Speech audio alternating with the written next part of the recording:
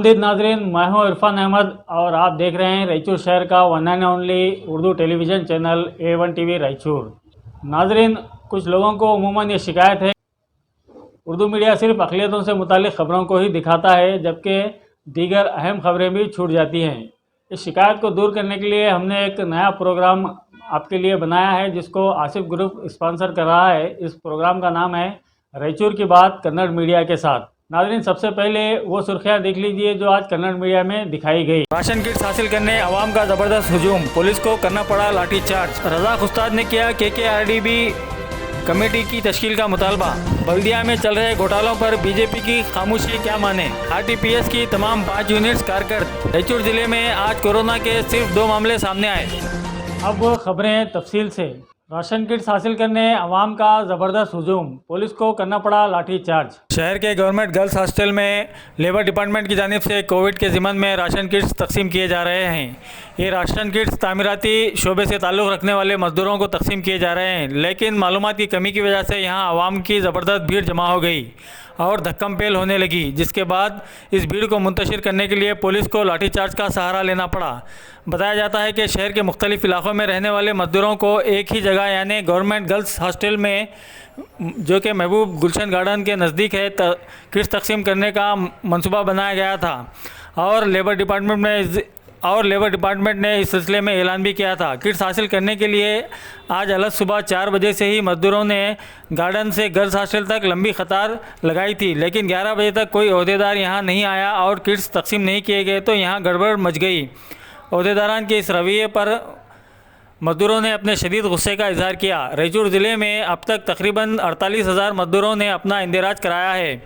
आज हल्का असम्बली रायचूर के तकरीबन 3 से 4 हज़ार मज़दूर किट्स हासिल करने के लिए एक ही जगह जमा हो गए, जिसकी वजह से ये गड़बड़ मच गई। इस सिलसिले में ज़िला लेबर ऑफिसर नाजिया बेगम से बात की गई तो इन्होंने बताया कि सिर्फ LBS नगर के मज़दूरों को ही किट्स तकसीम किए जाने थे और ये गवर्नमेंट गर्ल्स कॉलेज में तकसीम किए जा रहे थे, लेकिन मालूमात की कमी की वजह से सारे मज़दूर यहीं पर जमा हो गए, जिससे ऐसा माहौल पैदा हुआ है। लेकिन पुलिस की मदद से हालात को मामूल पर आ गए हैं और किट्स की तकसीम शुरू हो गई है।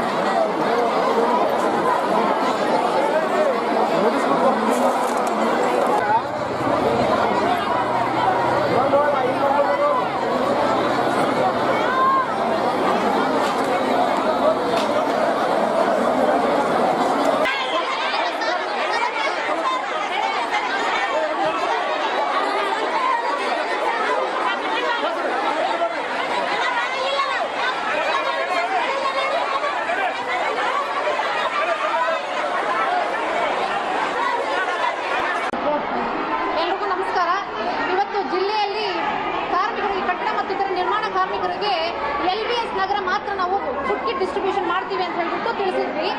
LBS ನಗರವನ್ನು ಬಿಟ್ಟು ಬೇರೆ ಜಾಗಗಳಲ್ಲಿ ಇರ್ತಕ್ಕಂಥ ಕಾರ್ಮಿಕರು ಸಹ ಬಂದಿರೋದ್ರಿಂದ ನಾವು ಪೊಲೀಸ್ ಡಿಪಾರ್ಟ್ಮೆಂಟ್ ಸಹಾಯವನ್ನು ಪಡ್ಕೊಂಡು ಇವತ್ತು ಡಿಸ್ಟ್ರಿಬ್ಯೂಷನ್ ಅಂತ ಮಾಡ್ತಕ್ಕಂಥ ವ್ಯವಸ್ಥೆಯನ್ನು ಮಾಡ್ಕೊಂಡಿದ್ದೀವಿ. ಈಗ ಕೋವಿಡ್ ಇರ್ತಕ್ಕಂಥ ಪರಿಸ್ಥಿತಿಯಲ್ಲಿ ನಾವು ವಾರ್ಡ್ ವೈಸ್ ಕೊಡಬೇಕು ಅಂತ ಡಿಸೈಡ್ ಮಾಡಿಕೊಂಡು ಅರ್ಲಿಯರ್ ನಿನ್ನೆನೇ ಇವರಿಗೆ ಮಾಹಿತಿಯನ್ನು ಕೊಟ್ಟಿರ್ತಕ್ಕಂಥದ್ದು. LBS ನಗರ ಮಾತ್ರ ಕಾರ್ಮಿಕರು ಬರಬೇಕು, ಫುಡ್ ಕಿಟ್ ಅನ್ನು ತಗೊಂಡು ಹೋಗಬೇಕು ಅಂತ. ಆದರೆ ಹರಿಜನವಾಡ ಆಗಿರ್ಬೋದು, ಹೊಸೂರು ಆಗಿರ್ಬೋದು, ಬೇರೆ ಬೇರೆ ವಿವಿಧ ಏರಿಯಾಗಳಿಂದ ಬಂದು ಕಾರ್ಮಿಕರು ಜಮಾ ಆಗಿರ್ತಕ್ಕಂಥದ್ದು. ಈಗ ಕ್ರೌಡ್ ಅನ್ನು ಕಂಟ್ರೋಲ್ ಮಾಡ್ತಾ ನಾವು ಫುಡ್ ಕಿಟ್ಸ್ ಅನ್ನು ವಿತರಣೆ ಮಾಡ್ತಕ್ಕಂಥ ವ್ಯವಸ್ಥೆಯನ್ನು ಮಾಡ್ಕೊಳ್ತಾ ಇದ್ದೀವಿ. ಅದ್ರ ಜೊತೆಗೆ ಪೊಲೀಸ್ ಇಲಾಖೆ ಸಹ ನಮಗೆ ಸಹಕಾರವನ್ನು ನೀಡ್ತಿದೆ. ಮಾಧ್ಯಮ ಜೊತೆ ನಾವು ರಿಕ್ವೆಸ್ಟ್ ಮಾಡೋದು ಏನಂತಂದಾಗ ಈ ಮಾಹಿತಿಯನ್ನು ನೀವು ಪಾಸಿಟಿವ್ ವೇಯಲ್ಲಿ ತೋರಿಸಬೇಕಾಗತ್ತೆ. ಯಾಕಂತಂದಾಗ ನಾವು ಬಂದಿದ್ರು, ಎಲ್ಲರೂ ಬಿದ್ರು, ಕೈಕಾಲು ಬಿದ್ರು, ಚಕ್ಕರ್ ಬಂದ್ರು, ಅಸ್ತವ್ಯಸ್ತ ಆದ್ರು, ಹಾಸ್ಪಿಟಲ್ ಕರ್ಕೊಂಡೋದ್ರು ಮೇಡಮ್. ಈಗ ನಾವು ಈ ರೀತಿ ಅಸ್ತವ್ಯಸ್ತ ಆದರೆ ಒಂದು ಸಾಲಿಲ್ಲ, ಒಂದು ಏನಿಲ್ಲ, ಎಲ್ಲ ಒಂದೇ ಕಡೆಗೆ ಅನ್ಸಿದ್ರೆ ಹೆಂಗೆ ಮೇಡಮ್? ಇಲ್ಲ, ನಾವು ಜಿಲ್ಲೆಯಾದ್ಯಂತ ಇವಾಗ ರೂರಲ್ MLA ಅವ್ರು ಏನು ಮಾಡಿದ್ದಾರೆ, ನಾವು ಚಂದ್ರಬಣ್ಣದಲ್ಲಿ ಇಶ್ಯೂ ಮಾಡಿದ್ವಿ. ಯಾರಿಗೆ ಕಟ್ಟಡ ಕಾರ್ಮಿಕರಿಗೆ ರೂರಲ್ ಏರಿಯಾ ಏನಿದೆ ಅದನ್ನ ಚಂದ್ರಬಣ್ಣದಲ್ಲಿ ಇಶ್ಯೂ ಮಾಡಿದ್ವಿ. ಅದೇ ರೀತಿ ಗ್ರಾಮಾಂತರ ಬಿಟ್ಟು ನಗರ ಪ್ರದೇಶದಲ್ಲಿ ಇರ್ತಕ್ಕಂಥ ಕಾರ್ಮಿಕರಿಗೆ ಅವರ ಏರಿಯಾಗಳಲ್ಲಿ ನಾವು ಕಳಿಸ್ಕೊಡ್ತಕ್ಕಂಥ ಮಾಹಿತಿಯನ್ನು ಕೊಟ್ಟಿದ್ವಿ.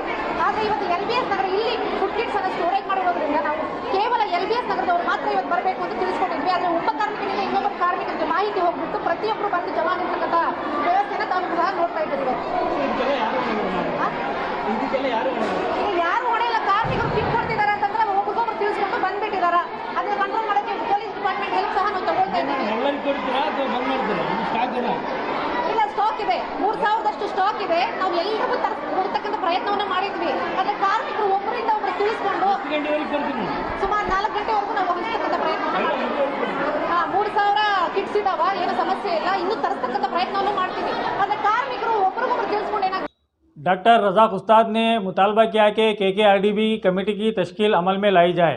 मारूफ समाजी जहदकार और आर्टिकल 371 होराटा समिति के जिम्मेदार डॉक्टर रज़ाक उस्ताद ने आज प्रेस क्लब में एक प्रेस कॉन्फ्रेंस से खिताब करते हुए कहा कि 2 साल से ज़ायद का अरसा हो गया, लेकिन अब तक KKRDB यानी कल्याण कर्नाटका रीजनल डेवलपमेंट बोर्ड की कमेटी तश्कील में अमल में नहीं आई। ऐसे में 13 जुलाई को प्लानिंग डिपार्टमेंट के वजीर की सदारत में KKRDB का इजलास मुनक़िद किया जाने वाला है, जो कि प्रोटोकॉल के लिहाज से सही नहीं है। क़ानून के मुताबिक KKRDB इजलास की सदारत या तो KKRDB के सदर कर सकते हैं या फिर गवर्नर कर सकते हैं, लेकिन 13 जुलाई को होने वाले इजलास की सदारत के लिए प्लानिंग मिनिस्टर की सदारत रखी गई है। लिहाजा ज़िले के नुमाइंदों यानी अरकान पार्लियामान और अरकान असम्बली को चाहिए कि इस इजलास का बायकाट करें। इन्होंने कहा कि KKRDB के कई इख्तियारात हैं जो हुकूमत ने छीन लिए हैं और इस इलाके के साथ शदीद नाइंसाफ़ी की जा रही है। KKRDB को 1500 करोड़ रुपए मंजूर किए गए, लेकिन कहाँ खर्च हुए, कितने बचे, इसकी मालूमात अभी तक मौसर तौर पर नहीं मिल सकी। फाइनेंस डिपार्टमेंट में इसकी तफसील अलग है, बोर्ड के पास अलग है और दोनों में काफ़ी फ़र्क नज़र आ रहा है। इस सिलसिले में जिनको सवाल उठाना चाहिए था वही अरकान असम्बली और रुकने पार्लियामान खामोश हैं। इस प्रेस कॉन्फ्रेंस में जय कर्नाटका रक्षणा वेदिके के सदर शिव कुमार यादव, रक्षणा वेदिके परवीन शेट्टी, बणा के सदर वीरेश शिरा और मोहम्मद रफ़ी और दीगर भी मौजूद थे। Responsibility to the governor of Karnataka article 371 ಜೆಯಲ್ಲಿ ಬಹಳ ಸ್ಪಷ್ಟವಾಗಿ ಬರೆದಿದ್ದಾರೆ. ಮಂತ್ರಿಗೆ, ಯೋಜನಾ ಇಲಾಖೆಯ ಮಂತ್ರಿಗೆ, ಹಣಕಾಸು ಇಲಾಖೆಯ ಮಂತ್ರಿಗೆ, ಯಾವ ಮಂತ್ರಿಗೂ ಅಧಿಕಾರ ಇಲ್ಲ. ಮುಖ್ಯಮಂತ್ರಿ ಬೇಕಾದ್ರೆ ಮಾಡಬಹುದು, ಅವರ ಎಲ್ಲ ಇಲಾಖೆಗೆ ಮುಖ್ಯಸ್ಥರಾಗಿರೋದ್ರಿಂದ ಅವ್ರು ಮಾಡಬಹುದು ವಿನ ಇವ್ರು ಮಾಡ್ಲಿಕ್ಕೆ ಅಧಿಕಾರ ಇಲ್ಲ. ಪ್ರಶ್ನೆ ಬಂದಿರೋದೇನೆಂದ್ರೆ, ಈಗ ಯಾಕೆ ಇವ್ರು ಮಾಡುವಂತ ಸಂದರ್ಭ ಯಾಕೆ ಬಂದಿದೆ ಅನ್ನುವಂಥದ್ದು ಇದೆಯಲ್ಲ, ಅದು ಬಹಳ ಮುಖ್ಯವಾಗಿದೆ. ಈ ಬಿಜೆಪಿ BS ಯಡಿಯೂರಪ್ಪನವ್ರ ನೇತೃತ್ವದ ಸರ್ಕಾರ ಬಂದ ಮೇಲೆ ಮಂಡಳಿಗೆ ಸದಸ್ಯರನ್ನೇ ನಾಮನಿರ್ದೇಶನ ಮಾಡಿಲ್ಲ. ಮಂಡಳಿಗೆ ಈ ಭಾಗದ ಎಲ್ಲ ಜಿಲ್ಲಾ ಉಸ್ತುವಾರಿ ಸಚಿವರು ಅದಕ್ಕೆ ಸದಸ್ಯರಿರ್ತಾರೆ. ಈ ಭಾಗದ ಎಲ್ಲ ಶಾಸಕರು, 12 ಜನ ಶಾಸಕರು ಅದಕ್ಕೆ ಸದಸ್ಯರಿರ್ತಾರೆ. 2 ವಿಧಾನ ಪರಿಷತ್ ಸದಸ್ಯರು, 1 ಲೋಕಸಭಾ ಸದಸ್ಯರು, 1 ಜಿಲ್ಲಾ ಪಂಚಾಯತ್ ಅಧ್ಯಕ್ಷರು, 1 ನಗರ ಸ್ಥಳೀಯ ಸಂಸ್ಥೆ ಅಧ್ಯಕ್ಷರು ಮತ್ತು 5 ಜನ ವಿಷಯ ಪಂಡಿತರು ಆ ಮಂಡಳಿಗೆ ಸದಸ್ಯರಾಗಿರ್ತಾರೆ. ಅವರೆಲ್ಲ ಸೇರಿ ಕ್ರಿಯಾ ಯೋಜನೆ ಅನುಮೋದನೆ ಮಾಡುವಂಥದ್ದು, ನಿರ್ಣಯಗಳನ್ನು ಕೈಗೊಳ್ಳತಕ್ಕಂಥದ್ದು, ಕಾನೂನು ಅಂದ್ರೆ ಆ ಅನುದಾನ ಯಾವ ರೀತಿ ಖರ್ಚು ಮಾಡಬೇಕು ಅನ್ನೋದಕ್ಕೆ ನಿಯಮಗಳನ್ನು ರೂಪಿಸುವ ಅಧಿಕಾರ ಕೂಡ ಅವರಿಗಿದೆ, ಆ ಮಂಡಳಿಗಿದೆ.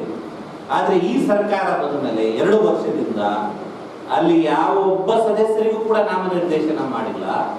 1 ವರ್ಷ ತಡವಾಗಿ ಜಿಲ್ಲಾ ಉಸ್ತುವಾರಿ ಸಚಿವರೊಬ್ಬರು ಅಧ್ಯಕ್ಷರಾಗಬೇಕು ಅಂತ ಕಾನೂನು ಇತ್ತು, ಅದನ್ನು ತಿದ್ದುಪಡಿ ಮಾಡಿ ಶಾಸಕರನ್ನ ಅಧ್ಯಕ್ಷರನ್ನಾಗಿ ಮಾಡಿದ್ದು ಬಿಟ್ಟರೆ ಏನೂ ಕೆಲಸ ಅಲ್ಲಿ ಆಗಿಲ್ಲ. ಅಲ್ಲಿ ಮಂಡಳಿ ಇಲ್ಲದೆ ಇರೋದ್ರಿಂದ, ಆಡಳಿತ ಮಂಡಳಿ ಇಲ್ಲದೆ ಇರೋದ್ರಿಂದ, ಅಲ್ಲಿರುವಂತ ಅಧ್ಯಕ್ಷರಿಗೆ ಅಧಿಕಾರ ಇಲ್ಲದೆ ಇರೋದ್ರಿಂದ ಎಲ್ಲ ಕ್ರಿಯಾ ಯೋಜನೆಗಳನ್ನೆಲ್ಲ ಈ ಭಾಗದ 41 ಜನ ಶಾಸಕರು ಏನು ಕ್ರಿಯಾ ಯೋಜನೆಯನ್ನ ಕೊಡ್ತಾರೆ, ಜಿಲ್ಲಾಧಿಕಾರಿಗಳ ಮುಖಾಂತರ ಕಾರ್ಯದರ್ಶಿಗಳಿಗೆ, ಅಧ್ಯಕ್ಷರಿಗೆ ಸಲ್ಲಿಸ್ತಾರೆ. ಅವರಿಗೆ ಅದನ್ನ ಅನುಮೋದನೆ ಮಾಡುವ ಅಧಿಕಾರನೂ ಕೂಡ ಇಲ್ಲ, ತಿರಸ್ಕರಿಸುವ ಅಧಿಕಾರ ಕೂಡ ಆ ಮಂಡಳಿ ಅಧ್ಯಕ್ಷರಿಗೆ ಈಗಿಲ್ಲ. ಯಾಕಂದ್ರೆ ಅಲ್ಲಿ ಆಡಳಿತ ಮಂಡಳಿ ಇಲ್ಲ ಅನ್ನೋ ಕಾರಣ. Is just like A supervisor. ಆ ಅಧ್ಯಕ್ಷರು ಈ ಇಂಜಿನಿಯರ್ ಕೂಡ ಅಲ್ಲ, ಯೋಜನಾ ನಿರ್ದೇಶಕರು ಕೂಡ ಅಲ್ಲ, ಒಬ್ಬ ಸೂಪರ್ವೈಸರ್, ಸೈಟ್ ಸೂಪರ್ವೈಸರ್ ಇದ್ದಂಗೆ ಬಂದು ನೋಡ್ಬೋದು ಅಷ್ಟೇ ಅಧಿಕಾರ. ಆಡಳಿತ ಮಂಡಳಿಗೆ ಅಧಿಕಾರ ಇದೆ, ಆದರೆ ಆಡಳಿತ ಮಂಡಳಿ ರಚನೆ ಮಾಡಲಿಕ್ಕೆ ಈ ಸರ್ಕಾರಕ್ಕೆ ಏನು ದರ್ದಿದೆ, ಏನು ತೊಂದರೆ ಇದೆ ಅನ್ನೋದು ನಮಗೆ ಅರ್ಥ ಆಗ್ತಾ ಇದೆ. ಹಾಗಾಗಿ ಎಲ್ಲಾ ಕ್ರಿಯಾ ಯೋಜನೆಗಳನ್ನ ಯೋಜನಾ ಇಲಾಖೆಗೆ ಕಳಿಸಿ ಯೋಜನಾ ಇಲಾಖೆಯ ಮಂತ್ರಿಗಳಿಂದ ಅನುಮೋದನೆ ಪಡಿತಾ ಇದ್ದಾರೆ. ಆದರೆ ನಮ್ಮ ಕಾಯ್ದೆಯಲ್ಲಿ ಎಲ್ಲಿಯೂ ಕೂಡ ಯೋಜನೆ ಇಲಾಖೆಯಲ್ಲಿ ಅನುಮೋದನೆ ಪಡಿಬೇಕು ಅಂತ ಎಲ್ಲಿಯೂ ಕೂಡ ಇಲ್ಲ.